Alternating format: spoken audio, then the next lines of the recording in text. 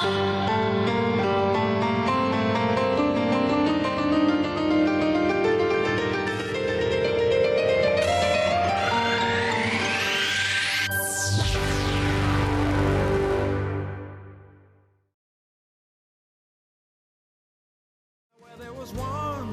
will be many. Where there was nothing, there will be plenty.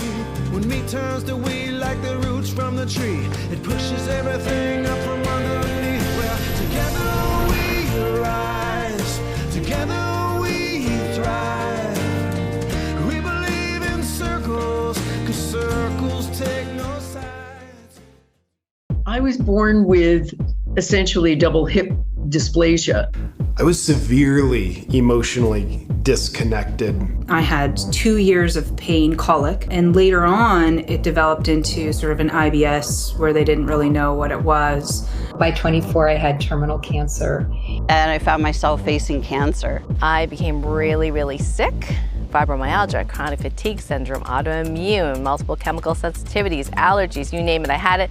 Depression and even suicidal ideation, which is the professional name for I wanted to kill myself. I was basically having gut issues. I remember going to the toilet and having bleeding bronchitis as a like child. every single time. I was sick with the measles. My best friend Michael Goldberg, he was on who wrote 12 Co-Runnings of medications. Little Giants. He got brain four cancer. different And specialists. he gave him We're 3 months. very highly qualified doctors that were chronic just weird readjusting, stuff giving that them you more often hear about, medication or digestive different medications issues, or adding on parasites, medication. and eventually, I was diagnosed with viral issues, Lyme disease. I had really severe joint pain, muscle spasm, My neck pain. grandfather Like I was in got pain all surgery, the time. my father And I got had surgery, this and my like uncle got flu-like illness surgery, of feeling and they all that had like the same surgery on their guts from the same kind of I had symptoms of anxiety, irritable bowel, a whole range of things. It's like my whole body was collapsing. I had trouble eating. My kidneys were fighting for survival. Bloated and a lot of things. I was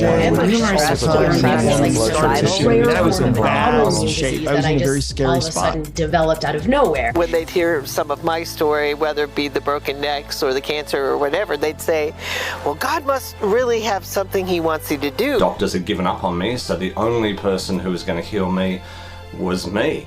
Beginning to open myself emotionally was a very powerful first step in my healing journey. And as I learned how to be a better version of myself, then the healing happened automatically and naturally. The body's designed for that. I was able to heal all the gut imbalance that I had, and I realized that everything and anything can actually be healed. My dad starts praying for me, just asking God to help me. And in the middle of this short prayer, a miracle actually happened. I can only call it a miracle. I had this change that started at the top of my head and went whoosh through my body to the soles of my feet. And I was instantaneously healed. It happened in such a short time.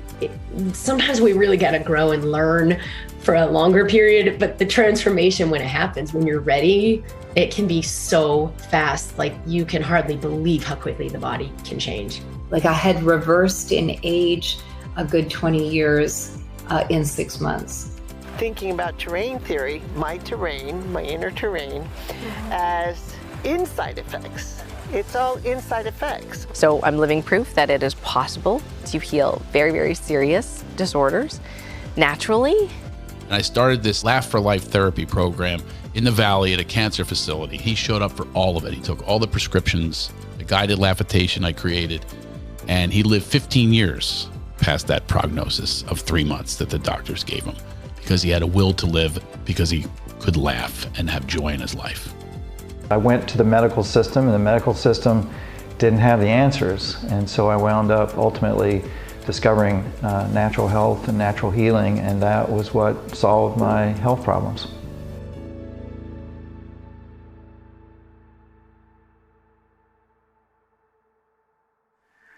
My fascination with the body's ability to heal itself started when I was just a child. My aunt came to me and she told me that she hadn't been feeling well, so she went to the doctor. She took a myriad of tests, and ultimately the doctor told her that she had cancer spread all throughout her body, and that she had 2 weeks to live, and that she should get her affairs in order. She looked at the doctor and said, I don't think so. I think I have more to do on this earth. I'm going to go home and I'll come back in 2 weeks. And that's what you gave me, right? 2 weeks to live.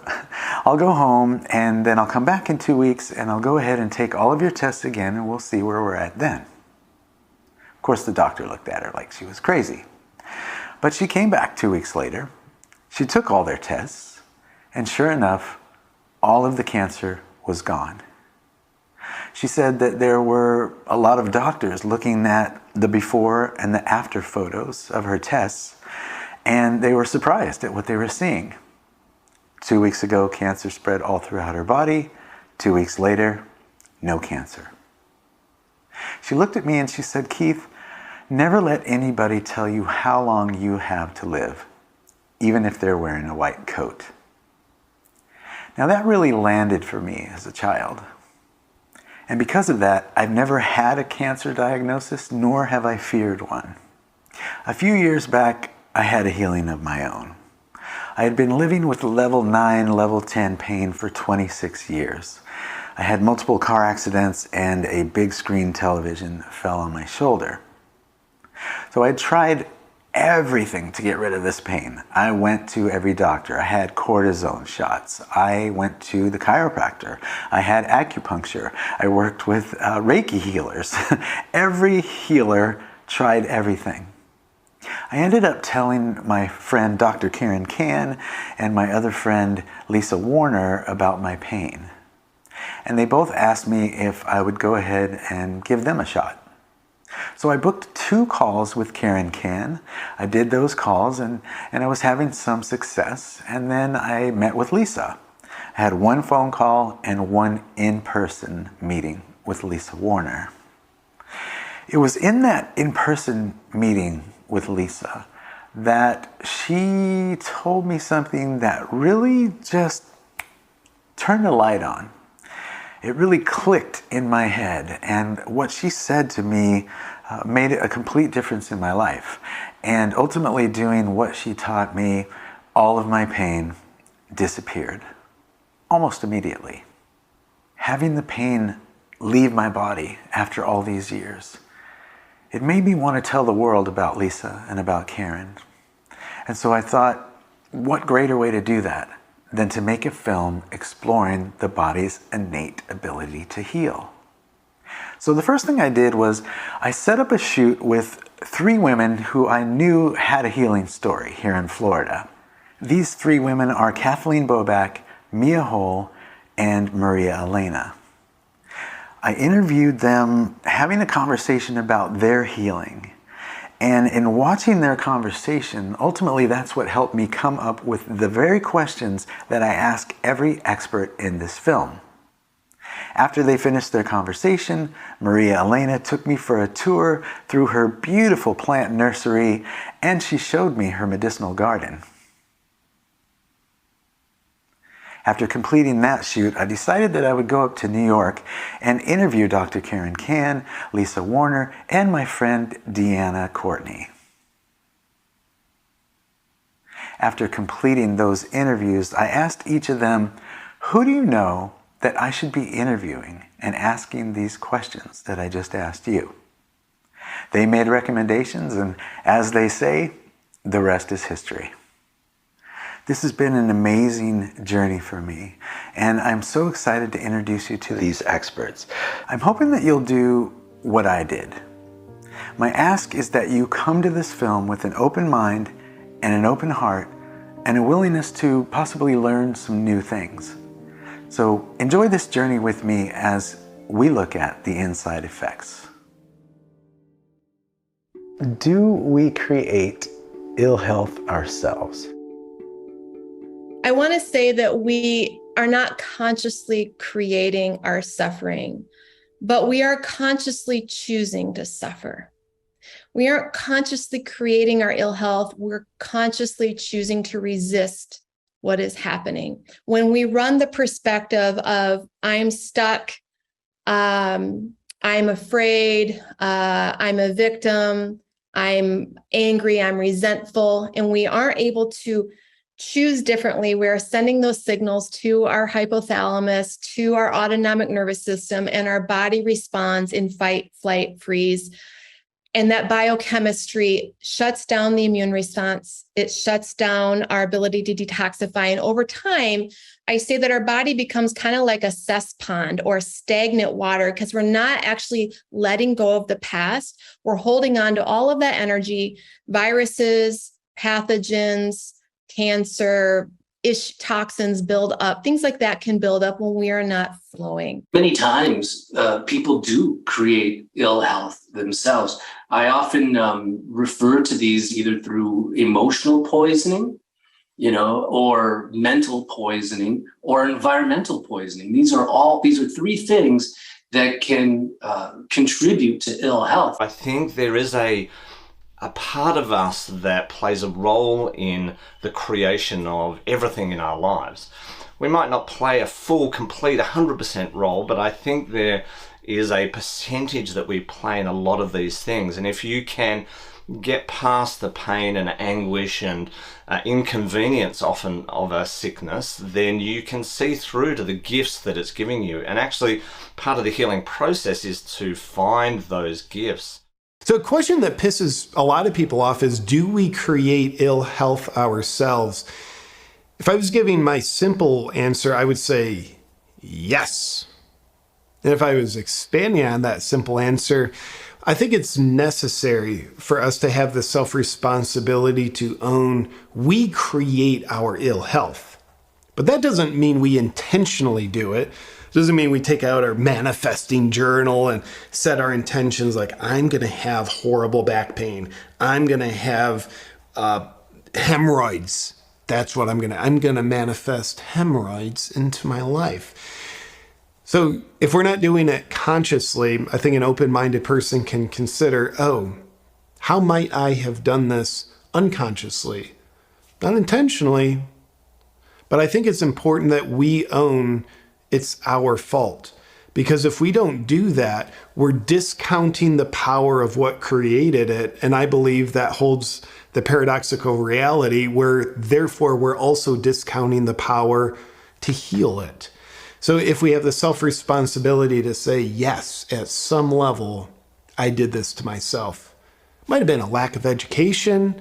That is my fault that caused me to be eating foods that were detrimental to me. Could have been because I didn't know about this. Could have been because I never processed this traumatic memory, but I forgot about it. But nonetheless, that's all still on us and it's our fault. And that is great news, because if it's our fault, then it means we also have the power to heal what we created for ourselves.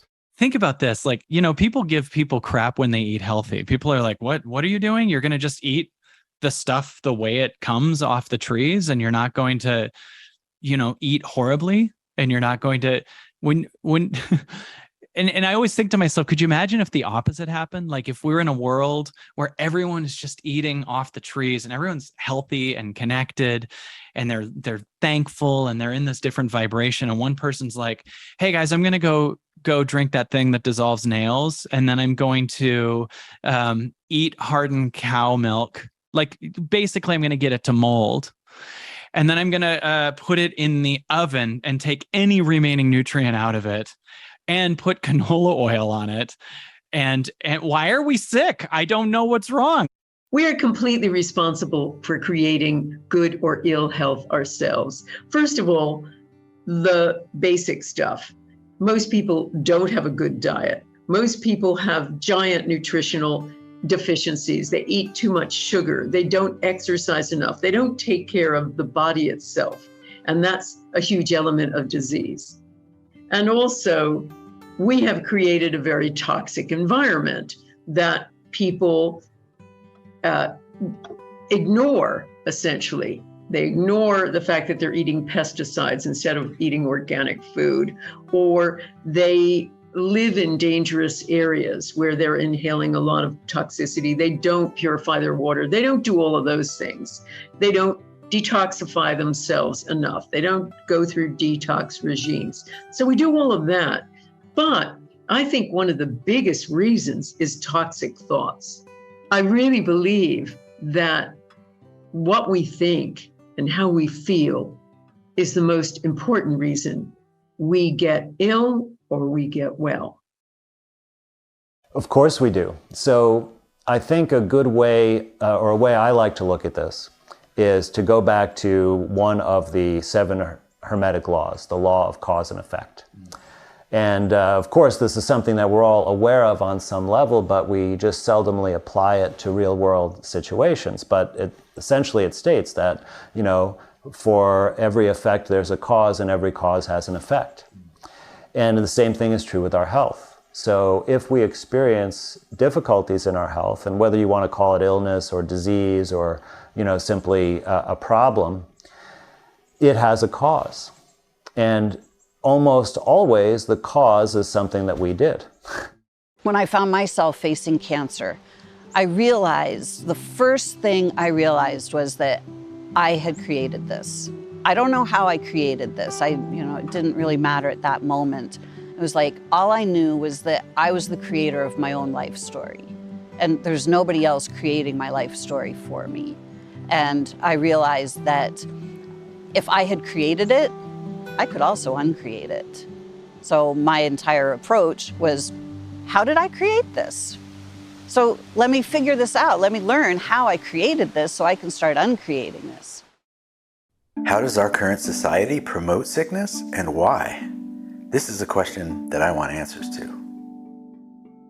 I do believe our current society does promote sickness. If I were to venture guesses as to why, it's because there's money involved. People like money. And unfortunately, some people seem to like money more than they like people. Good health isn't super profitable. To my knowledge, there's never been a 20,000% markup on advising someone to drink clean water. It's hard to have an immense amount of profit on sleep. So I've never heard of the sleep industrial complex. I've heard of the food industrial complex, the pharmaceutical industrial complex. And while I think there's good aspects in those complexes, they're nonetheless industries. And an industry isn't a very good industry if it doesn't have profit as one of its principles. Where we are now in American culture was based on the Carnegie, Rockefeller, Morgan, Chase, all of the big families that the robber barons, the banksters, they had colluded and made decisions that their conventional suppressive system was the way. And because they were so well funded and had so much money, I think really no one should have had that much money at that time, because automatically that is going to lead to corruption. And I think our forefathers might have made a mistake when they didn't allow for that sort of protection of the people against those who want to control. Around the same time that John D. Rockefeller seized U.S. media, he also hijacked U.S. medicine. When it was discovered that drugs could be produced from petroleum, America's top oil mogul ordered his army of propagandists to invert reality accordingly. Medicines used for thousands of years were suddenly classified as alternative, while the new, petroleum-based, highly addictive, and patentable drugs were declared the gold standard. After buying the German pharmaceutical company that manufactured chemicals of war for Adolf Hitler, Rockefeller leveraged his political influence by pressing Congress to declare natural healing modalities unscientific quackery. Rockefeller then took control of the American Medical Association and began offering massive grants to top medical schools under the mandate that only his approved curriculum be taught. There will I go for the benefit of the sick. Any mention of the healing powers of herbs, plants, and diet was erased from most medical textbooks. Doctors and professors who objected to Rockefeller's plan were crucified by the media, removed from the AMA, and stripped of their license to teach and practice medicine. Those who dared to speak out were arrested and jailed. When evidence began to emerge that petroleum-based medicines were causing cancer, Mr. Rockefeller founded the American Cancer Society, through which he suppressed that information. John D. Rockefeller is duly credited as the founder of the pharmaceutical industry, and the reason that medical error is currently the third leading cause of death in America. This is not an indictment against doctors. More than anyone, They are under the stranglehold of the single largest lobbying power in Washington. Every year, the pharmaceutical industry spends at least twice the amount as big oil to influence laws, policies, and public perception. Thanks to Mr. Rockefeller, the architect of American monopolies, no industry has more power over our lives than Big Pharma. For the majority of people, it's a habit, not necessarily wanting to be sick, right? Everybody at the end of the day wants the same thing. They want to be healthy, they want to enjoy their life, they want to have enough money so they can do what they really want to do for themselves and their family. So it doesn't matter whether you're left, right, red, blue, from India or from Canada or US, at the end of the day, we all want the same thing. However, we have been conditioned through generations and generations and generations that we are not in control, and to some degree that's true, but that we don't have a say in what happens to us. We have been trained to not know how to think, and to think in a, I would say, a delusional, make-believe way. It's what we do. It's what we do. It's all just, it's programming. If you turn on the TV, every other commercial, ask your doctor, is this pill right for you? Do you have these symptoms? Oh, if you have these symptoms, you better go and ask your doctor. Find out what's wrong with you. Maybe this purple pill or this yellow pill or this blue-green pill with stripes on it is gonna help you. That's your answer. Go ask your doctor. Find out. You know, as far as the motivations of why is it that we are believing this still? Well, our media is very, very, let's just say, leading. And so we're now stuck to our screens. Some people 24/7. I really like my cell phone, I gotta tell you. But it's a nice tool, right? And but we see it in our faces all the time. Consume, do this, and you'll be happy, and eat this, or take this, or, you know, all this kind of stuff. So these messages are there, and I understand, you know, people want to make money, I get that. And it does take that awareness, self-awareness, to realize that this is not going to fix your life. But sometimes people have to be at the, I call it the dark night of the soul, the bottom of the abyss, in order to look for something different. I had to, for sure. So if that is what it is, that's okay. It promotes sickness for money. And I don't think that that's any a surprise to anybody. Honestly, anybody watching this particular series or film or whatever, I mean, raise your hand if you if you think something's amiss here with the drug companies. And what's amiss here is that you have them keeping us sick for money. That's not a question anymore. I think that most people understand that there's an agenda. Do you remember what the public did with the tobacco company when they found out that they knew it caused cancer and they still were going ahead to promoting cartoons to addict the kids? That was unconscionable for the American public, and that was starting with the downfall of smoking.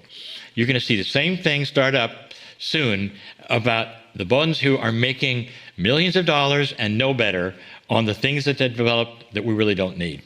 Our bodies are naturally immune. Our minds are not. We are creating thoughts.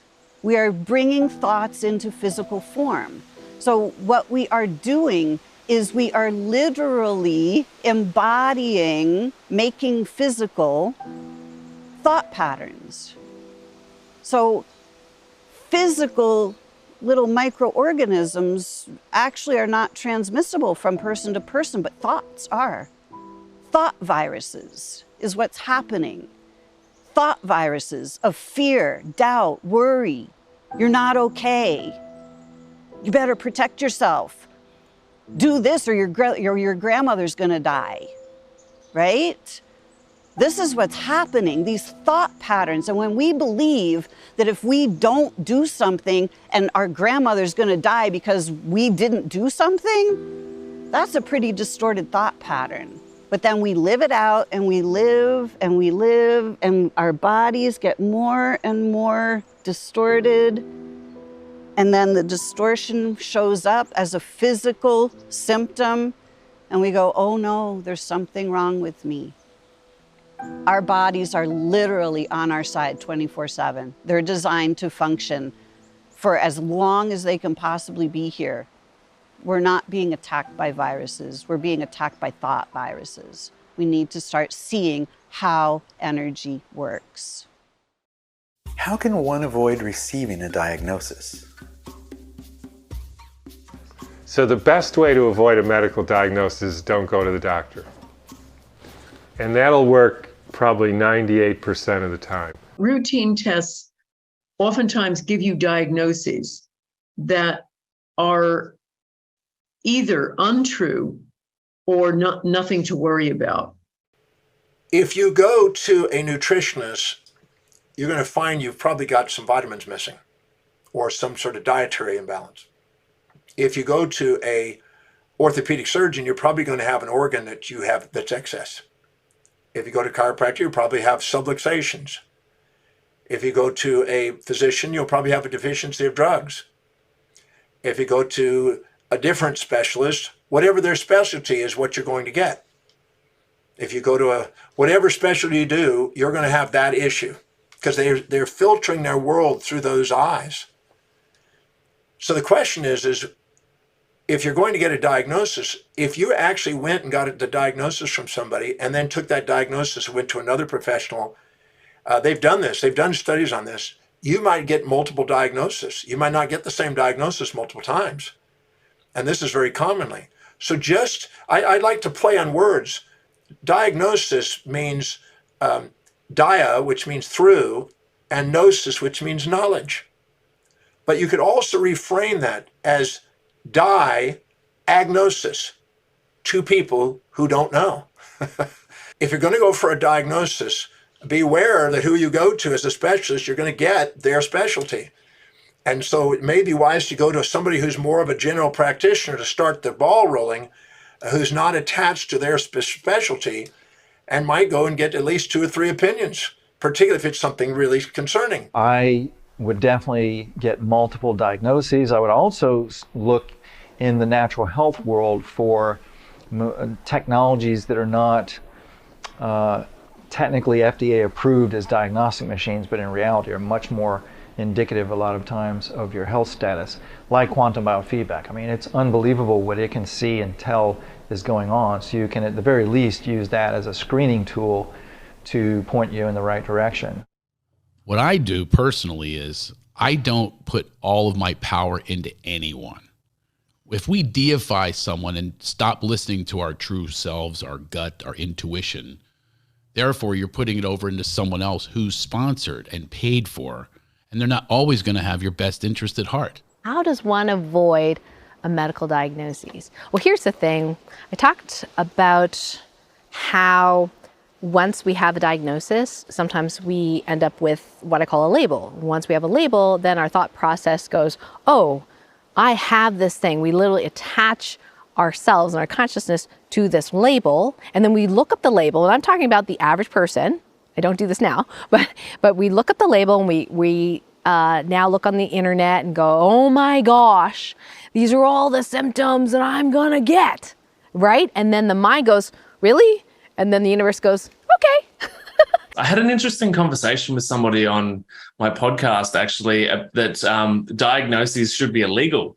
Now, it's a pretty far out concept because without the knowledge, you obviously can't change things. But the idea being that in the Western medical construct, a diagnosis is kind of like handing someone their death certificate in many ways. When you give someone a diagnosis of something, a set of belief systems are installed in that particular moment, or a set of belief systems are triggered. And so for many people, that trigger is, it's over, I'm dying. And there's like this energetic surrender, or like they're giving up to the process. Number one, you want to be careful about what you're putting into your mouth. The old saying is that most people dig their grave with their teeth. And unfortunately, that's true in so many cases. Try to limit foods that have labels. In other words, if that food that you're about to eat needs a label to tell you what's actually in it. And if some of those words you don't recognize and some of them you can't pronounce, they're probably not going to be good for you. We can start shifting our diets to just stuff that came from the farm, whether it's meat, vegetables, nuts, seeds, that type of thing. My diet philosophy is JERF, just eat real food. If you want to live as long as you possibly can live and avoid a diagnosis, I think it's very important to start getting rid of your emotional baggage. Find a method. The emotion code is easy. There are other methods out there as well. Look at how you're living.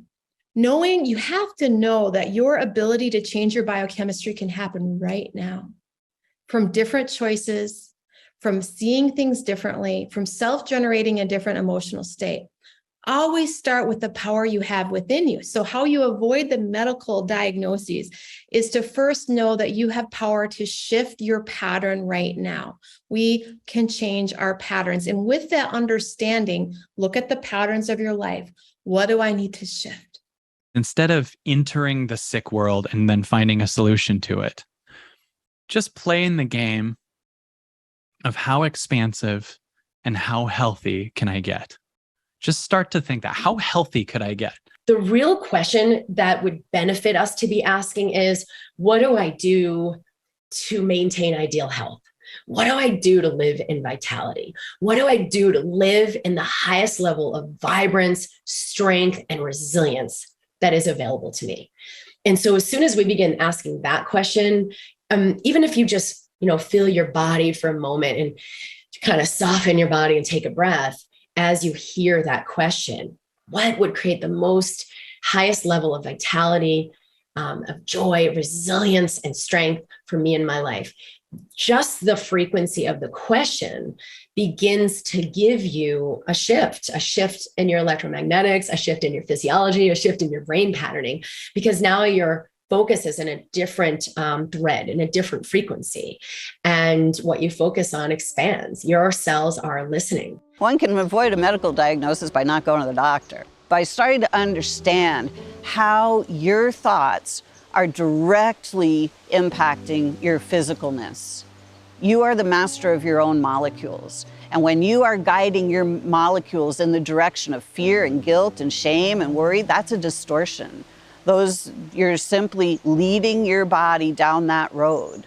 The mental health comes first. The mental and emotional health comes first. Then the physical follows. So if you are in a physical situation, you need to guide your body back into alignment through your emotional state, getting your thoughts and your emotions back into alignment. That's where your power lies. The next question is one that I need to know the answer to. Pharmaceutical industry, food industry, are they connected?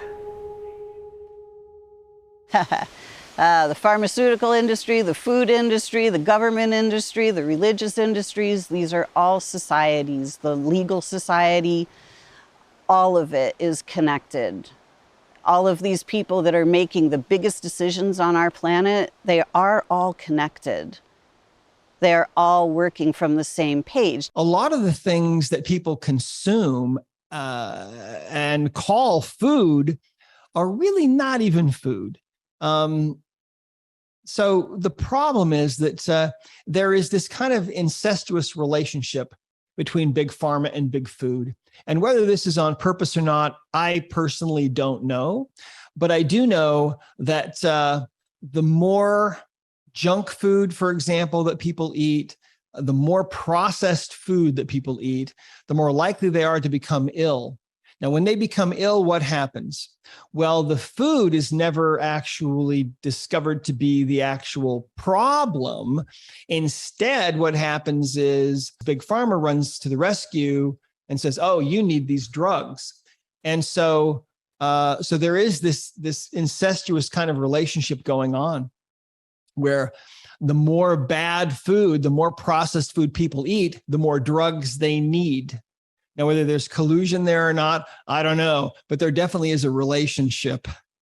It's one and the same. And as a background in agricultural biotechnology, that's my Bachelor of Science, I know that what we were doing in the lab was trying to alter food in using genetics and the way we grow food, the way we pour all these chemicals onto the food is so dangerous. It's so irresponsible. What humanity has done is so irresponsible. Many of the giant conglomerates have their hand in various things. They have their hand in the pharmaceutical industry. They have their hand in big food.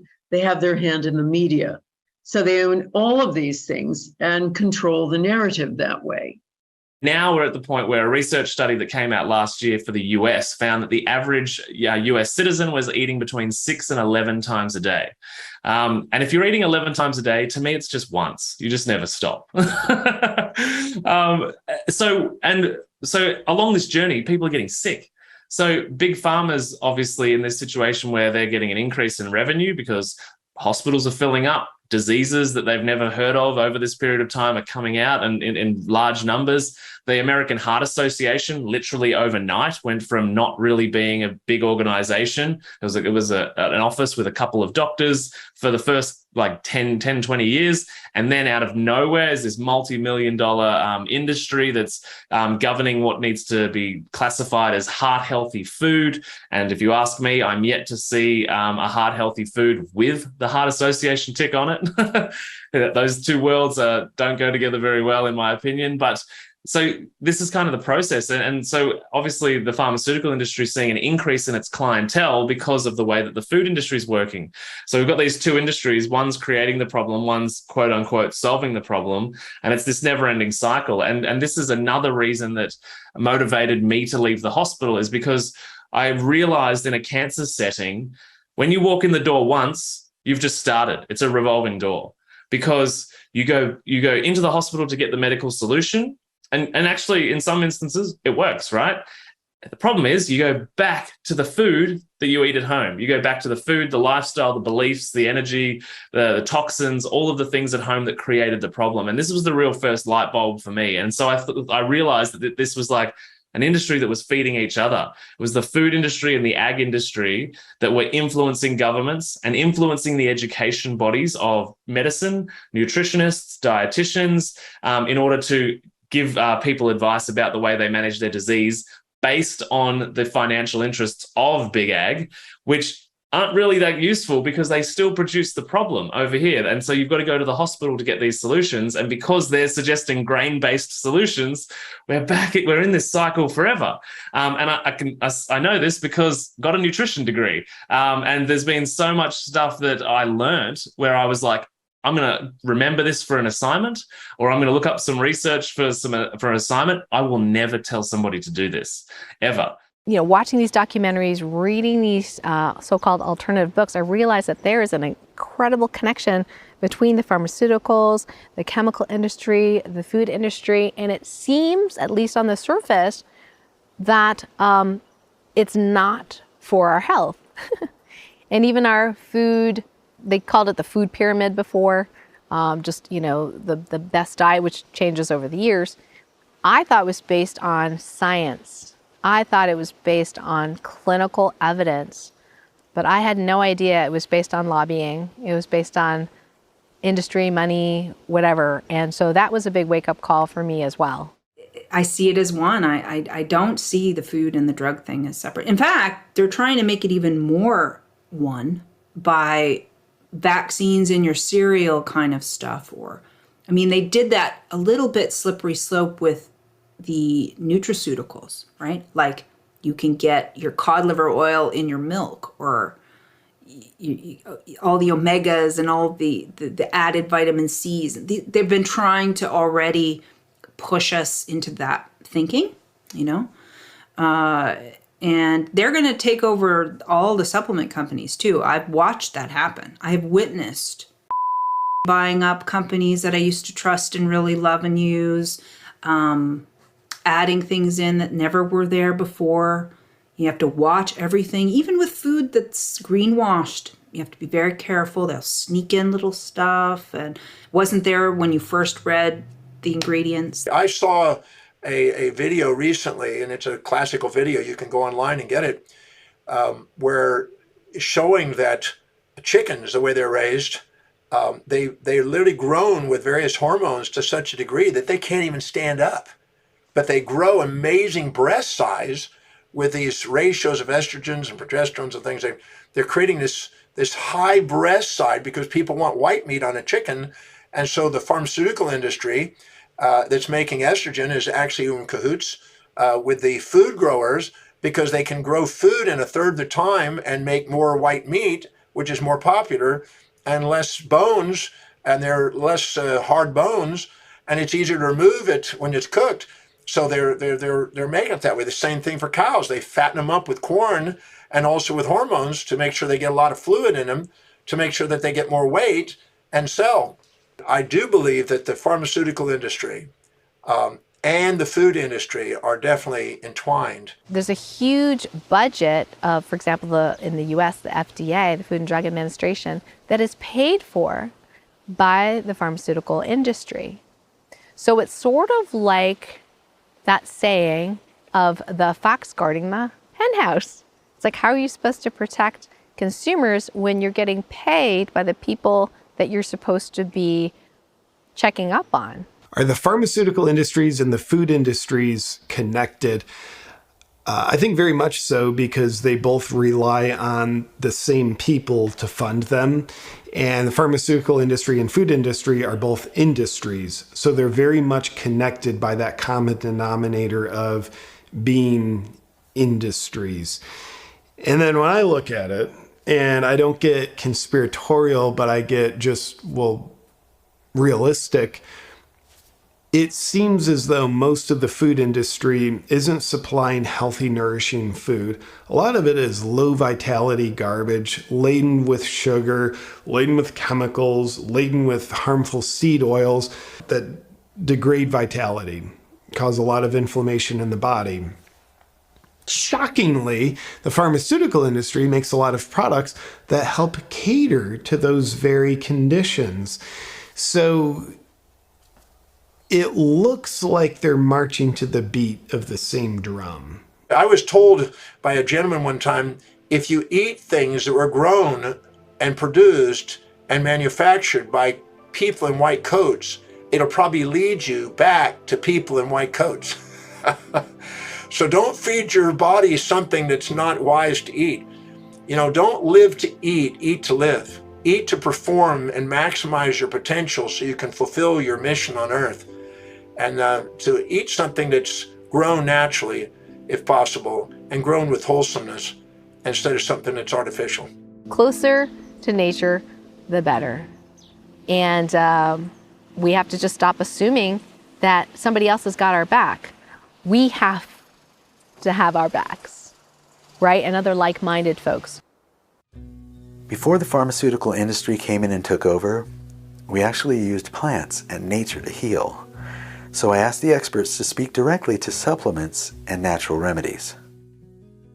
The goal should be, if you're using a supplement, so forth, understand that it's not about a quick cure. If you're trying to find relief from something, I totally understand. But I bet you everyone listening to this could go into their kitchen or wherever their supplement closet is and pull out a bunch of stuff that they never use anymore, that they don't know what it's for even, that they only took a little bit because they weren't dedicated enough to what they were doing it for. And how many times have people come to me with bags of supplements and sat them down in front of me, and I went through every single one of them and told them, garbage, garbage, garbage. You've got FD&C red in that one. You've got all kinds of fillers in that one. That's garbage, that's garbage, that's garbage. Okay, this is a good one. This is like a Whole Foods one, or this one I trust. I know this professional company. I've met the CEO. I understand their ethics. I understand their science. That's a good one. Keep that one. And here's how you use it from beginning to end. And you must be disciplined, and you must be doing it every day, or don't bother. Why would God, the creator, the higher source, not come up with all these natural remedies that people have been using for Ayurveda? It's a 5,000-year-old traditional. There's Amalaki. There's things like the anti-inflammatories, which is a huge problem that we have, is inflammation. So why do we have to go to a chemical when we could go to natural supplements? It doesn't make any sense, but they have all the money to bombard our minds with, this is your only answer. We're a quick fix society. when health is not a quick fix. The pharmaceutical industry has, and other industries have done their best to make natural supplements unavailable and obscure to people, so you can't tell the truth about a natural supplement. You can't tell the truth about what it can do. You have to play all these word games and that kind of stuff. And so it's amazing that the natural health industry is doing as well as it is. It's outgrowing the pharmaceutical industry by far because people intuitively realize, and they know from experience, it's like, well, I did this drug for this thing and it didn't work. I did this herb for this thing and it did work. Natural remedies, that's what everything should be based on. That's what medicine and all of it should be based on, is natural remedies. We should start there and only depart from that or think outside of that when it's absolutely the last resort, in my opinion. We shouldn't need supplements. We should be able to derive our proteins and everything that's important to our evolutionary process should all be provided from our environment. But because we have done such great damage to our environment, because our water is not pure, because our air is polluted, because our soil is polluted, because our food has all kinds of synthetic additives in them, we have to counter that with supplements.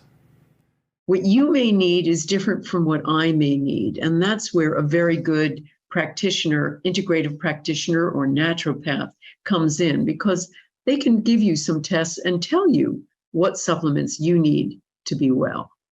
The best supplements come from food. Food is really, I think, how we're intended to consume our vitamins and our minerals. And so supplements that are based on whole foods, I think, are typically the best. I think that it's a beautiful stage for people to go through, especially if they're brand new, right? If they're just brand new and they're open to diet changes, to supplements, that may be a really, really good next step for them based on their consciousness. They may not be able to jump from level 1 to 3 to, medications to I create my reality, right? It's kind of a big jump. So supplements would be kind of partway there. And it can make a difference if used judiciously. I always phrase this as one tweak a week. You want to move towards your healthy outcome, one tweak a week. You want to master the step one, whether that be making sure you get your bare feet on the earth every day, or whether that being like one meal a day, I'm going to make sure it has 5 vegetables in it. Get that normal, make that a normal thing, and then move on to the next step. Herbs are living things. They work with the body, as opposed to a drug that if you've got a symptom, the drug is going to put a Band-Aid on the symptom and oftentimes cause a side effect. If you give the body an herb, the herb will go into the body and it will kind of talk to your cells and will be like, hey, what do you need? You need this? Great. If you don't need this, I won't give you. So there's this beautiful relationship that occurs when you're using natural plant medicine. Supplements they're not always just plants. They can be, high dose nutrients or homeopathic. So there's other things that can go on. And as long as they are what your body needs, they can be tremendous. The cool thing about, not using supplements is, if you have a meditation practice or a breath work or a prayer practice, those are free. You can do them anywhere. And they're going to be, in my opinion, more effective sometimes than a supplement. I mean, again, I'm a fan of them, but I think that if you do them in the absence of those other things, they'll only get you so far. It didn't really do as much as I thought it was going to do. Yes, I was spending hundreds of dollars a month on the supplements. And certain ones, at least as a medical doctor and reading the research, like magnesium, I'm like, OMG, how did I not know magnesium's important for 325 plus enzymatic reactions in the body? And that, people with heart attack could save their myocardium, which is their heart muscle, if they just take magnesium. Anytime we take in nature, natural foods, organic foods, fresh grown foods, or like foods grown with love from maybe it's a farm, or a more pure source, it really enlivens the body. The body is nature and it enlivens with nature. One of the natural supplements is water. I learned how to love, embrace, and use water to heal me. People say, hey, would you like a cup of coffee? No, I've never had a cup of coffee. How do you stay awake? Because the water, we're 75% water, our bodies. I visualize the water doing for me what I need to be done. It wakes me up because it's literally purifying me.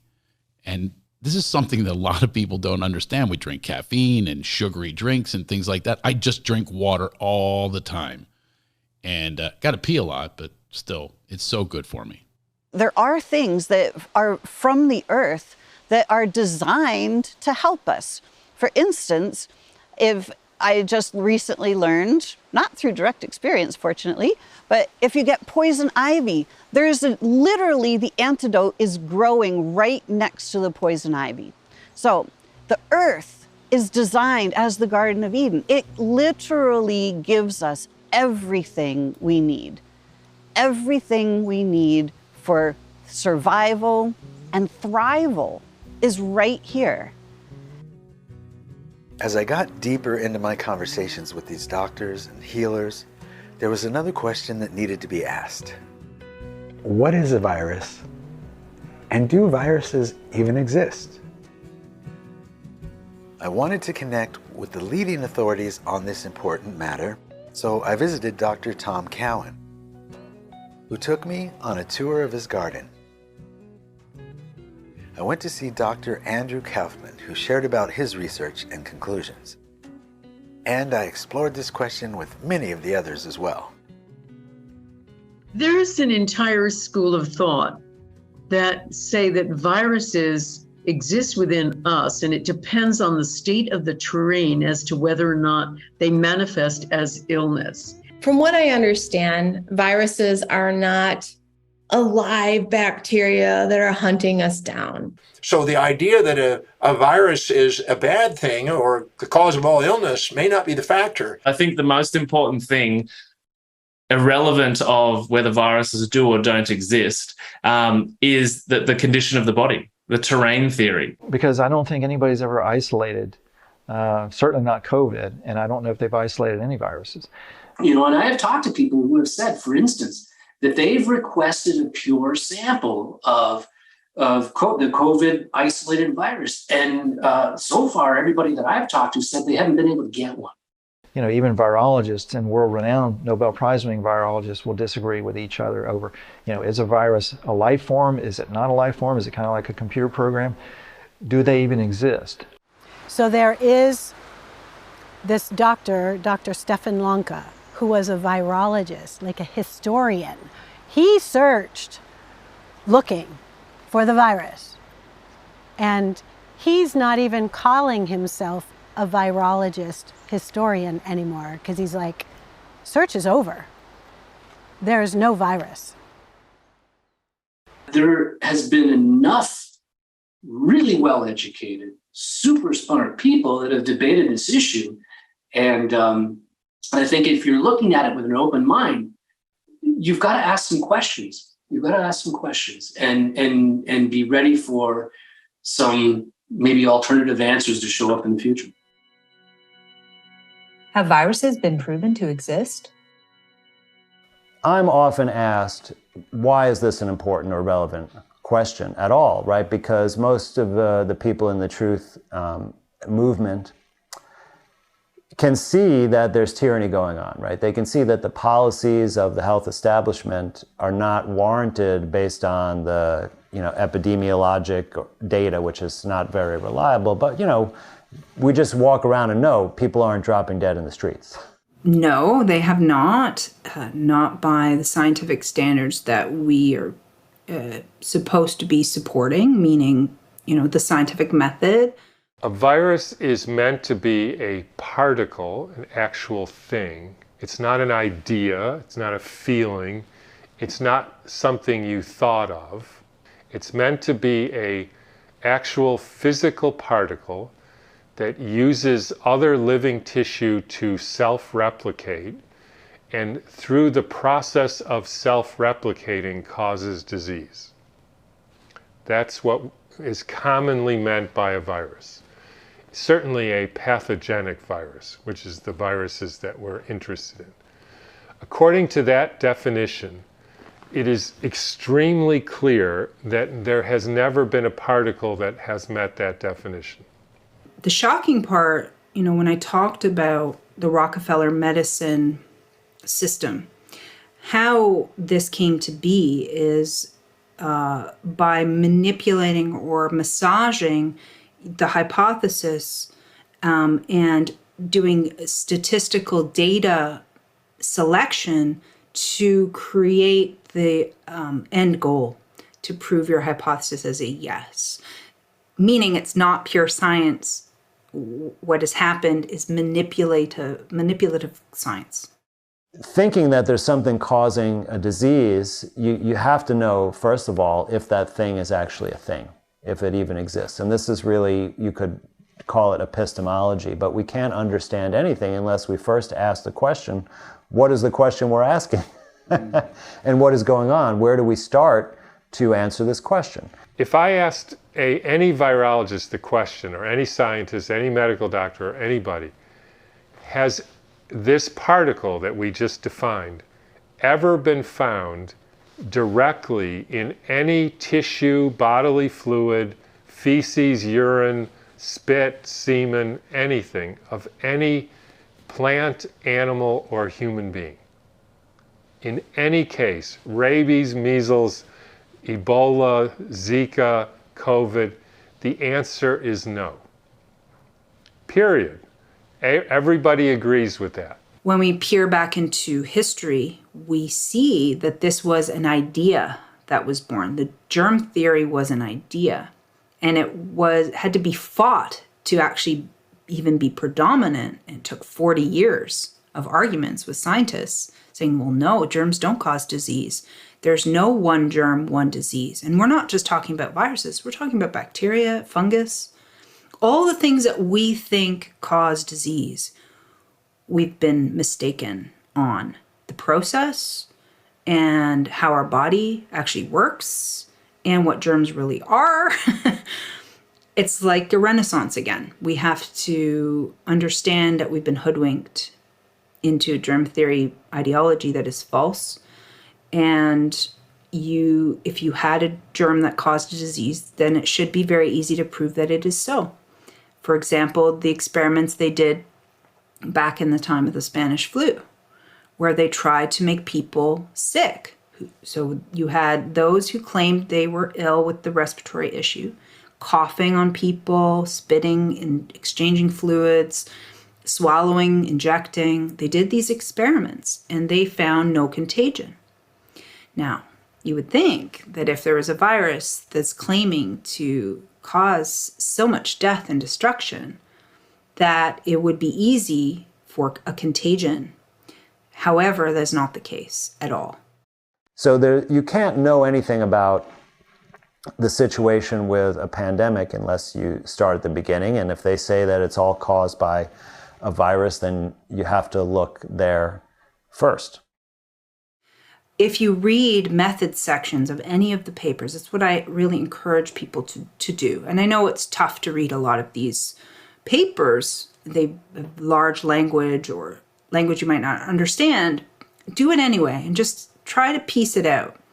And you realize that no one has really seen these particles.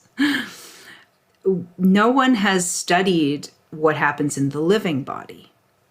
Everything has been taken away from life and put in a petri dish and altered. The results of the alteration are then put into the papers without doing proper science, which would have a control that would say what happens when we don't put it in that medium, or what happens if we do witness what's going on in the living body and see if it correlates with what happens outside the living body. And that's not done. Hasn't been done. So I've exhaustively looked there at the primary evidence. What is the evidence that they've actually identified or discovered some entity, a particle, right? Because this is another part of it, is that you have to know, when you say virus, what are you talking about? So my definition would be a particle that has some kind of shell or membrane, and inside of it, it has contents that include genetic material, and that this thing in and of itself can't do anything, but it can, when it comes in contact with certain types of cells of a host, like a human, like lung cells, that it can invade those cells and use the cells' machines to make copies of itself. And in the process, it then explodes the cell and spreads to other cells and manufactures itself. Okay, that's called being replication competent. So it's a particle, has genetic material, it's replication competent, and it is alleged to cause a disease. So this is distinct from other particles that may have genetic material and may be able to replicate, like bacteriophages. Those are real. Okay, I have looked at the science and I can see that they actually can reproducibly find these things. They can show pictures of them by themselves. They all look identical. They're identical size and shape. They have very unique characteristic shapes, not just a round blob, but they actually look like strange alien, spaceships or something like that, bacteriophages. And also exosomes are also real. And those are, in the size and shape, identical to what they say viruses are, but they're essentially produced by our own cells. They butt off our own cells when they're all the time, but more so when we are poisoned or ill or have cancer or these kinds of things. And they have actually shown those things to exist. They've discovered them by, the straightforward, simple method. So I'm not talking about those. I'm only talking about the ones they say cause a human disease, so like herpes virus, coronaviruses, hantavirus, HIV, all these viruses. But, specifically the first one I looked at was the alleged SARS-CoV-2 associated, with the alleged COVID-19. And in fact, we now have over 200 Freedom of Information requests from the CDC and the NIH, et cetera. Have you ever found this particle, like SARS-CoV-2, that's the virus, in a person you say has COVID? Without doing anything else, just looking for it? Answer, no, we have no paper. So what the case is that there simply is no scientific evidence of the existence of these particles. They just have not been shown to exist by any rational, reproducible means using the scientific method. So therefore, they can't cause a disease. So there can't be a new disease based on that, right? If there's no virus to speak of. And it's a huge can of worms in and of itself, because when you realize this fraud, it shakes a lot of your core awareness of this world. And I think it can be challenging for a lot of people because they think they know, because an uncle had polio, so that means they're right? But they had polio, because of DDT spraying and pesticide poisoning, but not from a virus. And as I help people understand, is everything's been inverted in this place. So the germs are the result of a disease process, of a breakdown process. So you will find germs at the scene because they are assisting the removal of wastes, as germs do in nature. They will break things back down into nature. So if you are the living dead, meaning you have a lot of rotting tissue, damaged tissue, then you will be infected. You will have life there helping you to remove the wastes. But they didn't cause the wastes at all. They just happened to be there, but got blamed for it. It's like blaming the flies for causing the garbage, or blaming the firemen for causing the fire because they're found at the scene, right? So once we understand the inversion that's been done to us, we can flip it around, make the corrections, and not live in fear of the germ anymore. So the next question that I've asked all of these experts, all of these doctors, is where does Western medicine have its place? Medical model is great for emergency medicine. It's spectacular for that. But for diagnosing what's wrong with us, it's not helpful in any way, shape, or form, because there's literally nothing wrong with us. And we have to start to understand that there is a lot of money being made by our illness, by telling us a story of this is what's wrong with you, and here's the fix. Take these pills. So we have to start to just simply understand that story is being generated from this lower frequency bandwidth. And that's the only story that can be generated with regard to what's happening with our bodies. When we start to move up into a higher bandwidth and we start to see, wait a second, our bodies are built for survival. Our bodies are built to help us in every single moment of every single day. We start to look differently. And we start to just simply not play in that bandwidth anymore of what's wrong with me. And we just start to see, oh, hey, my body's sending me a message. My body's showing me where my thoughts are out of alignment with the truth of who I am. Like I say, if you are bleeding, or you got a knife stuck in your leg and your friend can't take it out and you need stitches, or you got something in your eye, or you have a situation and you need to have information like a test, like an x-ray, what is my bone broken? I think you have to learn to be a patient, and that's mostly by not going in with open-ended, what do you think is wrong with me, or how do I improve my health? There's nothing to ask a doctor about health. They don't know anything about health.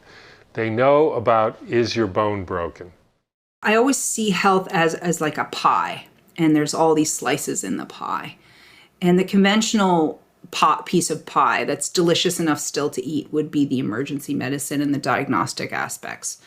But keep in mind that they have teased everything out. So we had a holism, and they teased it all out into all of these areas and specialties. Now that's fine. Okay, sure. Now let's come back. Come on back. Now let's bring it back to whole again. What have we learned? Oh, this. Oh, now what can we take from this, from Ayurvedic knowledge? Oh, that works. Oh, you know what we learned? We learned that we don't need dangerous anesthesia. We can use acupuncture to get someone into a relaxed state where they don't feel pain. This sort of thing, right? Now we need to bring it home and integrate and throw the things out that don't work and keep the things that do. And that's why, in my visioning, because we're part of this, right? Our thought forms and our behavior, our way begets creation, is part of creation. I mean, we've been gifted with some touch from the Creator where we can make some changes in our lives and create some things. So I prefer to envision it coming like this. And it's messy, and it's okay. How do you move a house? It gets messy. You have to pack, you have to clean.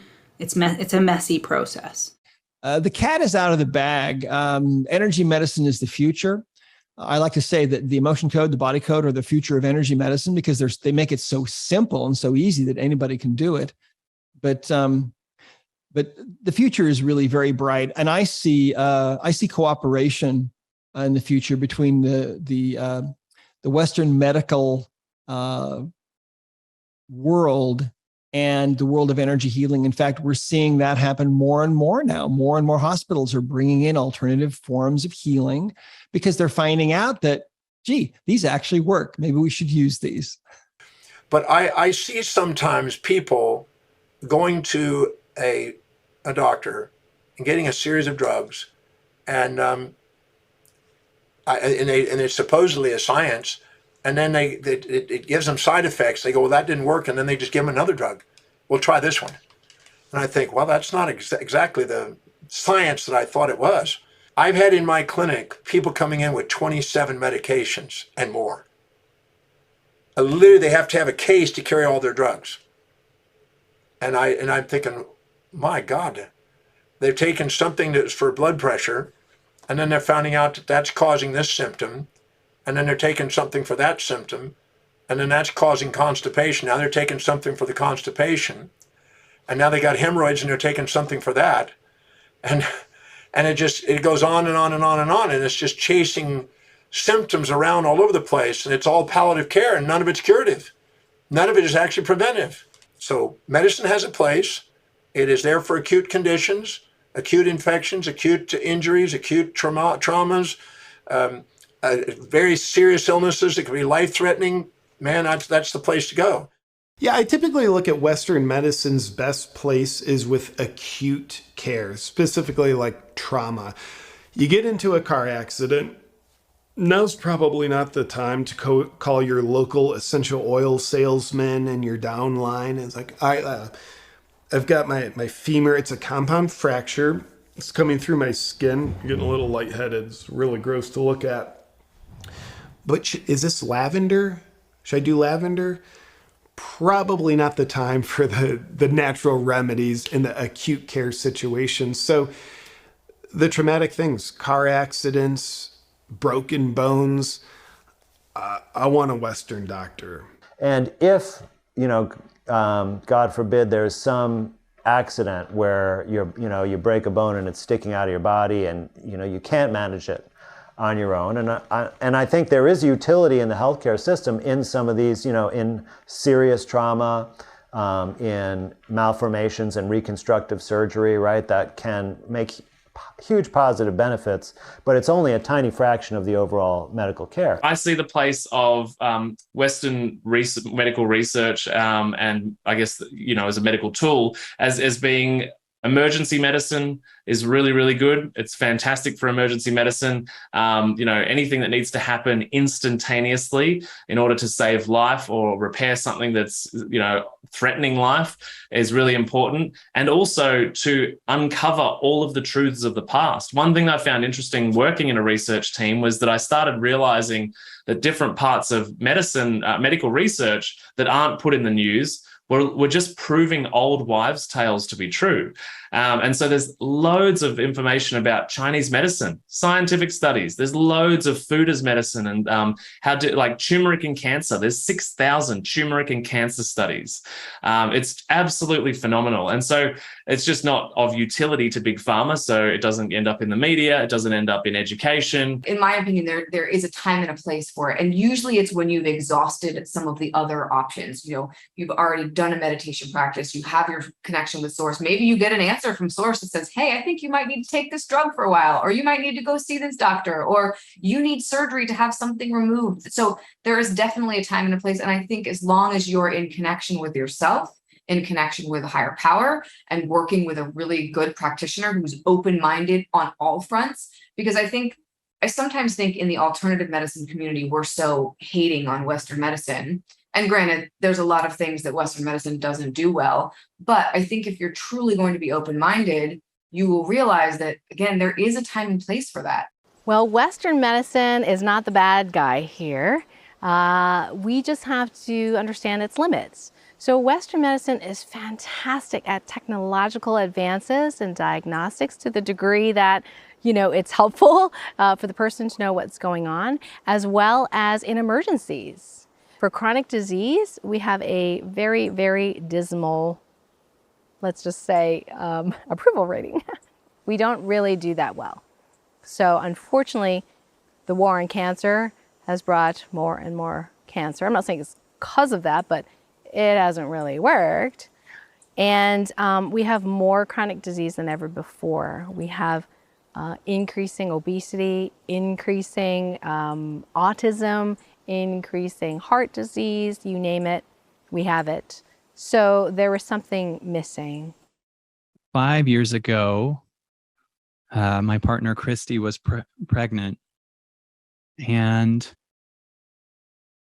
we were very vulnerable about it. At the time, Christy, who had been raw vegan, was pregnant at 46 on her first try. No problem getting pregnant.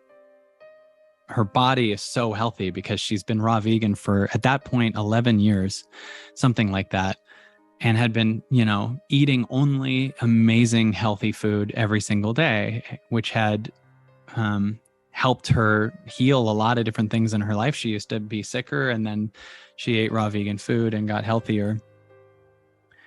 And when she got pregnant, of course, because she was 46, we still had this vulnerability, and we still were worried and didn't know. And she took a test that draws her blood and tells us if there's anything wrong with the baby.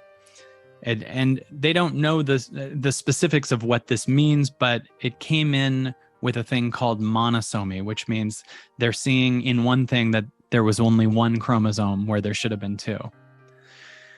And, you know, the midwife that had drawn the blood told us, you know, this could be anything. We don't know what it is. It could be something in Christy. It could be it could be in the placenta. It could be a fibroid or something like that. Is that the word? Like, they were saying all these things that it could be. And when we went to a regular hospital to go have follow-up testing more, the first thing that the doctor came in and said was, all right, you have monosomy. Do you want to abort? And then they started trying to get us to abort. And they had us go to doctor after doctor, go to this room to either abort or at least get an amnio. And they said an amnio is this thing where we put the needle into her stomach directly. And just so you know, an amnio suddenly creates a 1 in 200 chance of miscarriage. So we're in this bizarre position where we really didn't know what to do and just felt horrified, felt scared. We didn't know if there was something wrong with our baby. We didn't know anything. We didn't know if it would make it. We didn't know anything, and we were so scared. And the amount of energy that the hospital had on us to do further invasive testing or to just abort blew our mind. And honestly, there was an energy at the time where it was almost a flip of the coin. We're just, do we go for it? Do we, you know, or would it be horrible if there was a bunch of things wrong with her to bring her into this world? We just didn't know. But the hospital's energy was completely, you need to abort. It was almost like they're just, and I started realizing the hospital where we're giving birth, well, we weren't, we had a midwife, but the hospital that offers deliveries is the same place that next door they're removing bullet wounds. It's from this emergency vibration. It's this place where emergencies are happening and life is starting. It doesn't feel like it should be the same place. It's like having a wedding in a jail. It's like there's dark things happening here and we're having the start of a wonderful new thing. I don't know that next door to the bullet removal is where she should be born, right? But their energy was completely about aborting. And this caused, you know, the next several months for us to just live in perpetual fear and kind of a shame vibration from the hospital too. Like, you know, you're making a huge mistake and this could be really bad. And we just were worried the whole time. And then she gave birth in the house with no drugs, with so much pain, because her head was stuck, and so she was stuck. And Christy so heroically in the house gave birth, and there was nothing wrong, although I didn't know that. I didn't know that the baby comes out blue and their head can go back like a football. I thought Christy had an affair with Gumby, and this baby was here. And I was just like, I thought it was, you know, when you see in the like Ripley's Believe It or Not exhibit, they're like ancient skulls from, you know, 100,000. I thought we just gave birth to that. But there was this perfect girl, and it was maybe a day or two later that it really dawned on me that I had been living in terror for 4 months, that there'd be something wrong. And I think this was a moment that really helped me relieve the energy of giving so much authority to the hospitals. Giving so much, because this girl is not only fine, she's perfect. This is the most beautiful 5-year-old angel. Like, this girl comes out, right? This is the girl that the hospitals tried very hard to get us to abort. And no part of me is telling anyone else what to do with their life, but like, they were wrong. And my mom was also told to abort me, that there was something wrong with me. And I know many people that have that story. And my only point is sometimes the hospitals are wrong. And your guidance is almost always right.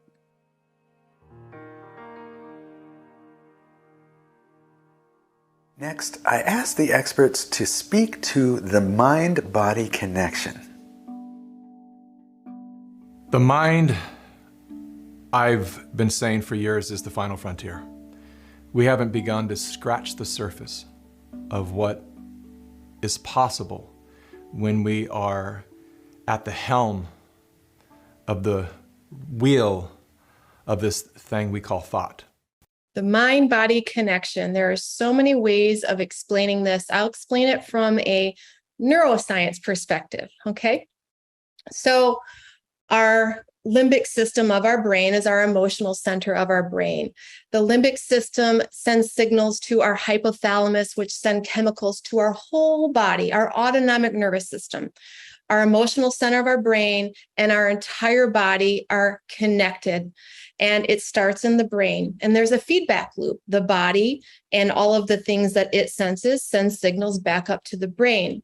So there's a loop that happens from the brain, the limbic system, the hypothalamus, the autonomic nervous system down into the body, and the body back up to the brain. So what we're wanting with the mind-body connection is to have signals of safety and trust and love and joy to be sent into the body so that we can create the chemistry of healing, of self-healing. And the cool thing is that we have conscious control of our limbic system.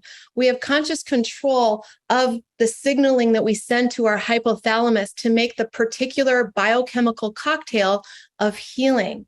And so from a science perspective, our ability to self-generate our emotional state, it has the most direct impact on the chemical state of your body. When our body is told that we are safe, that there is no threat, we start to detoxify. Our immune system comes online. We're able to digest. We're able to self-heal.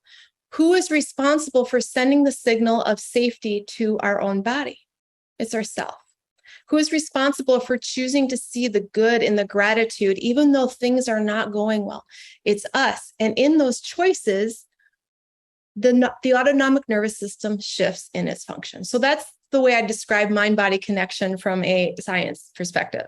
Trapped emotions are the single biggest underlying cause of all kinds of things. They're the single biggest underlying cause of things like depression and anxiety and phobias and panic attacks and PTSD and eating disorders and self-sabotage. They are responsible for 90% of the physical pain that people experience.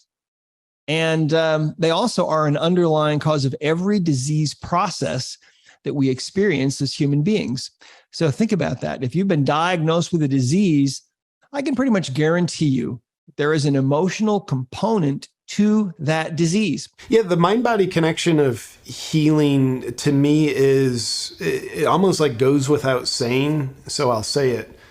There's a mind-body connection. And I think healing is all about unity if we oversimplify it. And the mind-body connection, in my perspective, is truly looking at just the one being that we are.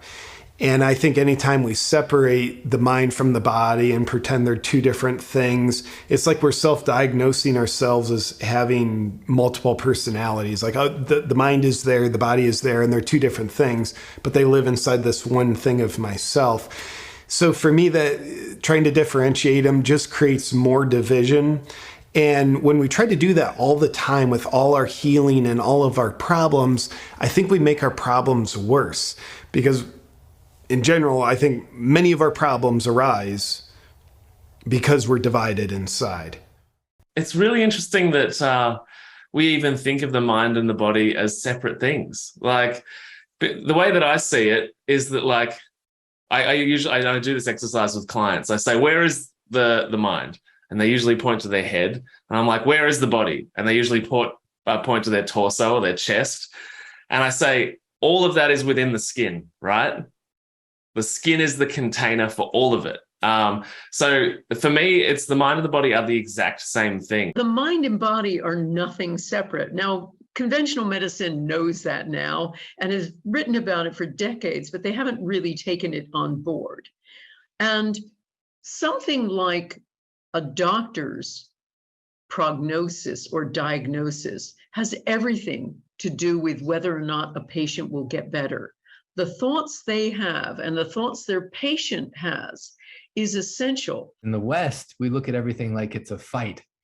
We want to fight cancer. We want to fight bacteria. We have painkillers. We give ourselves a shot. You know, all these war analogies. But he says in the East, or in these ancient philosophies, they didn't look at it like a fight, but they just look at it as rebalancing the system. So it's really important to understand what's really driving the activity in our brain, nervous system, and body, and all the major systems is what we're feeling. So it's no longer just mind body. It's like the psyche, the brain, the organ, but they all run as one unit. And the psyche's in charge, our brain's just taking orders, and our body's just going, okay, we're adapting, this is what we're gonna do, this is what we're gonna do, and it moves right through. We don't have to do anything other than not panic and support the body. Our body is designed to, number one, self-repair, and number two, rejuvenate. The mind is inexorably connected to the body. The body is actually dependent on the mind and what we call the innate intelligence of the higher consciousness for survival. So one of the most fundamental things I think with healing is to begin to go into these areas of the mind that very few people tap into. And these would be the subconscious, would also be the infinite consciousness or the super consciousness that we all have access to. Anything in the body is going to be directly connected to the mind. Our brain doesn't really know the difference between what's happening in real life or what's happening in the brain. So if anyone has ever talked to an athlete and they will visualize, winning the gold medal or winning the race, or because their brain can visualize it, they can do that. And I think with health, if our brain can understand and know that we are healthy, the body can then follow suit. When you let go of something, the only reason you're stressing is because your mind can measure what you will lose. It can't see what you'll gain. What's wonderful about laughter with the healing powers is it's a whole mind, body, spirit connection. Everything is in sync with one. You're removing all your fears, your doubts, your worries. You literally can't be depressed or have anxiety while you're laughing. Like, watch this. I'm depressed. In that moment, I cannot be depressed. And all the healing agents that happen to oxygenate your body when you laugh, healing endorphins are released, and stress is relieved when you laugh. And stress is a huge disease causer. How do we steer our attention into healing and into health? We have the ability to do it, but it does require a very diligent and consistent effort to keep our hands on the wheel and not to allow some external force to take the wheel and take our lives to where they want it to go. We are body, mind, and soul. We are the soul first and foremost. We were the soul before we came into the body. We are the soul when we leave the body, and we are the soul right here, right now. And the body and the soul are directly connected. The body is the part that is our GPS system. It is always guiding us home to the soul. The mind, however, this is the monkey wrench. This is the thing that is programmable. This is the thing where we start to take on other people's ideas, the rules that we're taught, how we're supposed to be, who we're supposed to be, when we're supposed to be. And we are simply taught the ways of the world, and this is how it is. And you're just gonna have to make the best of how it is. And because we are creating our reality, what we think and what we believe directly generates our experience. Regarding healing, what can you share about connection to source energy? There's been a term being resourceful, which means returning to the source. And I think that being resourceful is really returning back to our authentic self, the source of our real authentic being. I'll tell you my general opinion, certainly free of science because my mind isn't smart enough to have science in it.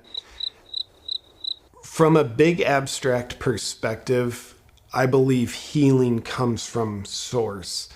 I don't believe healing comes from our body. I think in a good scenario, when our bodies or mind, wherever it is, when we need to heal, our body and mind allows source energy to come in. Bringing in that source connection is so very important because it assists people, I find, into revealing maybe some of the ways and some of the reasons that that illness was created in the first place. When we're living by what is most valuable to us, we're inspired spontaneously and we're most authentic. And that's what our symptoms are trying to get us to do, to return to the source of our own innermost, most authentic being, where we're most inspired and grateful for our life, which is a spiritual path. We're created in the image and likeness of God, which means that we are creators because God was a creator. We have a magnificent system, but not only were we creators, we are like a chip off the old block. We're a chip of God. We're like the light of God. We're the incarnation of God in many ways. And so we have both the connection with the Spirit of truth, the Holy Spirit, but we also have this light integration experience where the light of our energetic self interfaces beautifully and perfectly. And that's kind of the overlay of God into our physical body. And such a magnificent and beautiful connection. I do think source energy is very synonymous with healing energy. And when we allow source energy in, what we're really allowing ourselves to do is remember a more significant connection to our source, where we came from, which is what I call God. One of the lead reasons to be on this planet over everything else. Everything else is a byproduct to it, but it's your connection to, some people call it the now, some people call it God, some people call it source, some people call it your higher self, some people call it the universe. I don't know. The way I feel it is this. There's a you that's always telling you a next step that would be expansive. We are part of, I would say, the creative source of the universe, God, if you wish to say it. And some of the most basic scriptures say this. They say that we have the essence of God in us.